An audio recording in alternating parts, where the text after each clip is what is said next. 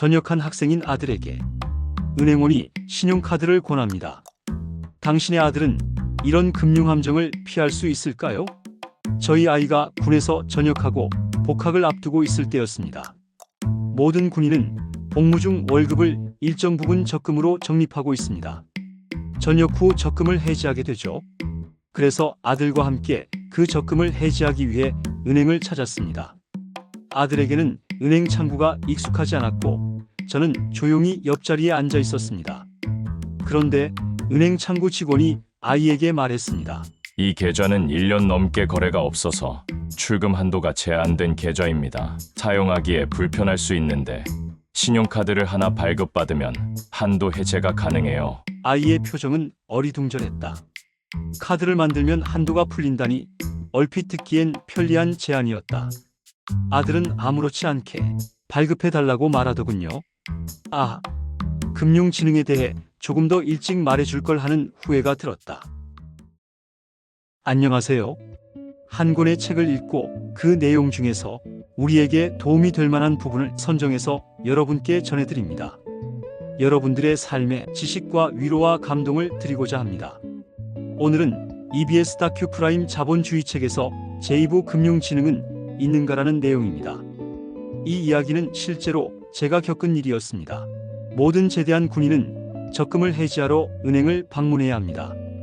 그런데 이렇게 학생인 이들이 카드를 만들면 어쩌지 하는 생각이 들었습니다. 그래서 아들을 포함한 전역하는 군 장병들에게 금융지능에 관하여 얘기해줘야겠다고 생각했습니다. 아래는 아들과 아버지와의 금융지능에 관한 이야기입니다. 또 금융사건 사고 소식이구먼. 왜 저렇게 은행이나 금융기관들은 항상 문제가 생기는 것 같아요. 광고에서는 그렇게 친절하고 믿음직스러워 보이는데 말이에요. 그게 말이다. 우리가 종종 은행을 공공기관이나 우리 편처럼 착각하기 쉽지. 깨끗한 지점에 웃는 얼굴로 맞이하는 창구 직원들 보면 신뢰가 안 갈 수가 없어. 광고에서는 또 얼마나 가족 같은 이미지를 강조하니. 맞아요. 저도 은행 가면 뭔가 안심이 되고 왠지 모르게 믿음이 가더라고요. 하지만 아들아, 중요한 걸 잊으면 안 된다. 은행은 결국 기업이라는 거야. 기업은 뭘 해야 먹고 사니? 돈을 벌어야죠. 수익을 내야 하잖아요. 바로 그거야. 은행이 우리한테 어떤 상품을 권한다는 건 그 상품이 우리한테 정말 좋아서일 수도 있지만 대부분은 은행에게 수익이 되는 구조라는 뜻이란다. 우리가 이득을 볼 수 있는가 보다 은행이 이득을 볼 수 있는가가 먼저 고려되는 구조라는 거지. 정말요? 그럼 은행에서 추천하는 상품이 무조건 저한테 좋은 건 아니겠네요. 당연하지. 예를 들어 소득이 없는 젊은 사람한테도 신용카드를 막 권유하는 경우가 있잖아. 그게 다 실적 올리고 수수료 수입을 늘리려는 은행의 전략인 거야. 그 청년이 나중에 감당할 수 있을지는 뒷전이고 말이야. 세상에. 그럼 그걸 청년들은 잘 알까요? 대부분 모르겠지. 신용카드를 어떻게 써야 하는지, 함부로 쓰면 어떤 상황에 처하게 되는지는 더더욱 모를 거고. 청년들만 그런 것도 아니죠? 뉴스 보면 어른들도 은행에서 추천하는 펀드나 보험 잘못 가입해서 원금까지 날리는 경우 많잖아요. 그렇지. 은행에서 권하니까, 남들 다 한다고 하니까, 수익률이 좋다고 하니까 덜컥 가입하지만 정작 왜 은행이 그걸 파는지, 내가 최종적으로 져야 할 위험이 뭔지는 제대로 생각 안 하는 경우가 많아. 손해봐도 책임은 결국 우리 몫인데 말이다. 듣고 보니 정말 무섭네요. 그럼 우리는 어떻게 해야 은행 같은 금융기관들로부터 우리 자신을 지킬 수 있을까요? 그래서 우리가 꼭 갖춰야 할 무기가 하나 있단다. 그게 바로 금융지능 퍼넨셜 인텔리전스이라는 거야. 금융지능요? 그게 뭐예요? EBS 다큐 프라임 자본주의라는 프로그램에서 이런 질문을 던지더라고. 금융지능은 있는가? 그 질문은 단순히 금융지식이 많으냐 적으냐를 묻는 게 아니야. 더 깊은 의미가 있지. 어떤 의미인데요? 너가 복잡한 금융 시스템 속에서 스스로 판단할 수 있느냐? 은행이 말하는 것이 진짜 너에게 좋은 것인지 아닌지를 분별할 수 있느냐를 묻는 거지. 스스로 판단할 수 있는 능력 쉽지 않겠는데요? 물론 쉽지 않지. 현대사회는 너무 복잡한 금융 시스템 속에서 살아가야 하니까 우리는 끊임없이 돈과 관련된 선택을 해야 하고, 우리를 진심으로 도와줄 거라고 생각했던 은행은 자기들의 이익을 먼저 생각하는 기업이고, 결국 우리 스스로 우리의 이익을 지키기 위해서 현명한 판단을 내려야 하는 거란다. 그러기 위해서 필요한 능력이 바로 금융지능인 거지. 예를 들어서 설명해 주실 수 있으세요? 그래. 얼마 전에 너가 은행에서 신용카드를 발급받으면 출금 한도 제한이 풀린다는 제안을 받았다고 했지? 그때 너가 그 말만 듣고 덜컥 카드를 만들었다면 어떻게 됐을까? 글쎄요. 편리하게 돈을 쓸 수 있었겠죠? 편리함 뒤에는 뭐가 숨어 있을까? 바로 빚이라는 그림자가 따라오는 거야. 은행은 너가 신용카드를 써야 이자 수입을 얻을 수 있고 연회비도 챙길 수 있는 거야. 너가 정말 출금 한도 때문에 불편한 건지 아니면 단순히 카드를 갖고 싶었던 건지 스스로 판단했어야 하는 거지. 그게 금융지능의 시작이란다. 그럼 그 금융지능은 어떻게 키울 수 있나요? 쉽지는 않지만 결국 금융이라는 공부를 해야 해. 우선 자본주의가 어떻게 돌아가는지 큰 그림을 이해하고 왜 자본주의에서 돈을 빚이라고 하는지, 은행이 대출을 통해서 돈을 공급하는 시스템의 핵심이라는 사실, 그래서 대출과 소비를 권하는 사회가 되고 신용카드도 그중 하나라는 것, 이런 것들을 알아야 하는 거지. 경기가 오르락 내리락 하는 순환 과정과 인플레이션이 뭔지, 왜 파산하는 사람들이 생기는지도 이해해야 하고, 은행, 보험, 펀드 같은 금융기관들이 어떤 역할을 하고 어떻게 돈을 버는지도 알아야 해. EBS 다큐프라임 자본주의 일부에 이런 내용들이 잘 나와 있단다. 큰 그림을 이해하는 게 먼저군요. 그렇지. 근데 조금 어렵지 않니? 사실 쉬운 내용은 아니야. 어렵지만 그래도 궁금해져요. 그렇구나. 그럼 조금 어렵더라도 얘기를 계속해보자. 두 번째는 좀 더 세부적인 금융 시스템이 어떻게 작동하는지, 상품에 숨겨진 수수료나 조건들, 은행의 이익구조 위험과 수익 사이의 관계 같은 것들을 이해해야 해.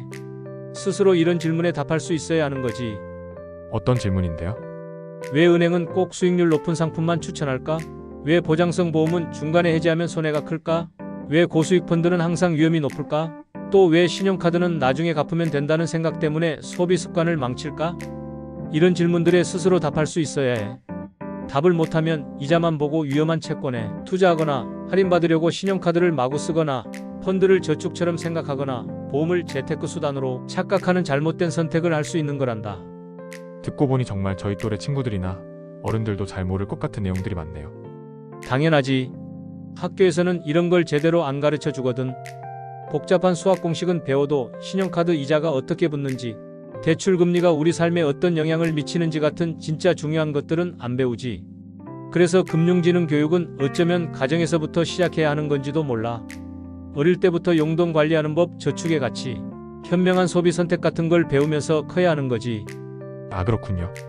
저희가 얼마 전에 은행 가서 신용카드 신청 취소했던 것처럼요. 그때 아빠가 은행이 왜 그렇게 카드를 권하는지 자세히 설명해 주셨잖아요. 처음에는 그냥 편리할 것 같다고만 생각했는데 아빠 말씀을 듣고 은행의 입장을 이해하게 됐어요. 그리고 저희한테 꼭 필요한 건 아니라는 판단도 할 수 있었고요. 그래. 그때 네가 스스로 생각하고 아니오라고 말할 수 있었던 것, 그게 바로 작은 금융지능을 보여준 거라고 할 수 있지. 그때 카드 발급 안 하길 정말 잘했다. 괜히 빚만 늘어날 뻔했어. 맞아요. 그때 아빠 덕분에 금융상품 하나를 선택하는 것조차 신중해야 한다는 걸 깨달았어요. 돌이켜보면 아빠가 금융지능에 대해서 좀 더 일찍부터 너한테 이야기해줬어야 했는데, 이제부터라도 늦지 않았으니 꾸준히 관심을 갖고 배우도록 하자. 요즘 세상은 스마트폰 하나로 주식 투자도 하고 해외 송금도 할 수 있을 정도로 금융 환경이 엄청나게 복잡해졌어. 편리해진 만큼 새로운 위험도 많아졌다는 걸 명심해야 한단다. 투자 앱은 게임처럼 현혹하고 SNS에서는 검증 안 된 투자 정보들이 막 돌아다니고, 가상화폐나 PEP 대출처럼 이해하기 어려운 상품들도 계속 나오고, 이런 세상에서 금융지능은 우리 자신을 지키는 아주 중요한 방패가 될 거야. 그럼 금융지능은 어떻게 꾸준히 키울 수 있을까요? 거창한 게 아니야. 일상생활 속에서 작은 금융 결정들을 할 때마다 한 번 더 생각하고 따져보는 습관을 들이는 거지. 예를 들어 신용카드를 발급받기 전에 연회비나 이자율을 꼼꼼히 비교해보고 나한테 정말 필요한 건지 스스로 질문하는 거야. 보험에 가입할 때도 보장 내용은 뭔지, 불필요한 보장은 없는지 확인하고, 투자 상품을 살 때는 수수료는 얼마나 되는지, 위험성은 어느 정도인지, 내 투자 목적에 맞는지 따져봐야 하고, 대출을 받을 때는 갚을 계획을 세우고 금리가 오르면 어떻게 될지도 생각해봐야지. 이런 작은 습관들이 쌓여서 금융지능을 키워주는 거란다. 결국 금융지능을 키우는 건 단순히 돈에 안 속는 것 이상인 거죠? 물론이지. 금융지능의 진짜 목표는 내 삶의 목표에 맞춰서 현명한 재정적 결정을 내리고, 궁극적으로는 돈 때문에 힘들어하지 않고 내가 원하는 삶을 살 수 있는 재정적 자유를 얻는 거야. 모두가 부자가 될 수는 없지만 금융지능을 키우면 내 상황에서 최선의 선택을 할 수 있게 되는 거지. 오늘 아빠 말씀을 들으니까 금융에 대해 좀 더 관심을 갖고 공부해야겠다는 생각이 들어요. 학교에서는 절대 안 가르쳐주는 중요한 것들을 배운 것 같아요. 그래. 금융지능은 한번 배우고 끝나는 게 아니라 평생 발전시켜 나가야 하는 능력이야. 세상은 계속 변하고 새로운 금융상품들이 계속 나올 거야. 그때마다 비판적으로 생각하고 스스로 판단하는 힘을 길러야 해. EBS 다큐 프라임에서 던진 질문처럼 우리 스스로에게 끊임없이 물어야 한단다. 나는 금융지능이 있는가? 그리고 그 질문에 당당하게 내라고 대답할 수 있도록 노력해야지. 그래야 내 미래를 스스로 설계하고 지킬 수 있는 거야. 네, 아버지. 오늘 정말 좋은 말씀 감사합니다. 저도 이제부터라도 금융에 대해 제대로 공부하고 현명한 소비 습관을 길러야겠어요. 아주 좋은 생각이야. 언제든 궁금한 거 있으면 나한테 물어보렴. 아빠도 아는 선에서 최대한 도와줄게. 우리 아들은 똑똑하니까 잘 해낼 수 있을 거다.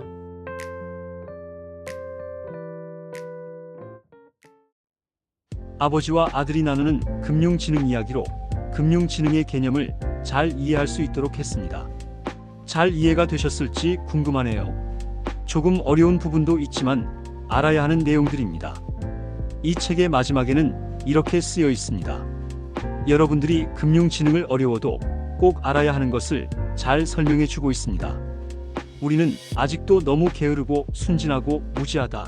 은퇴자금 거덜내는 투자자문사 내 노후자금, 한숨을 짓고 후순위 채권 투자자, 거액 손실 등 지난 1년 동안의 금융 관련 사건만 모아놓아도 온 벽을 가득 메우고도 남는다.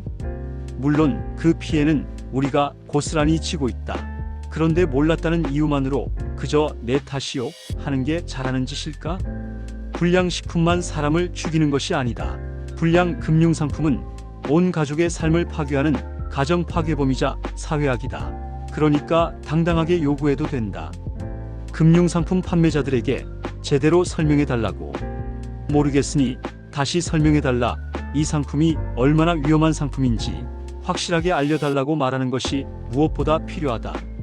바로 그것이 본인의 선택이 가져올 위험을 최소화할 수 있는 가장 우선시해야 할 중요한 원칙 중의 하나이다. 우리는 스스로 자신을 지켜야 하기 때문이다. 여기까지가 이 책에 나와 있는 내용이었습니다.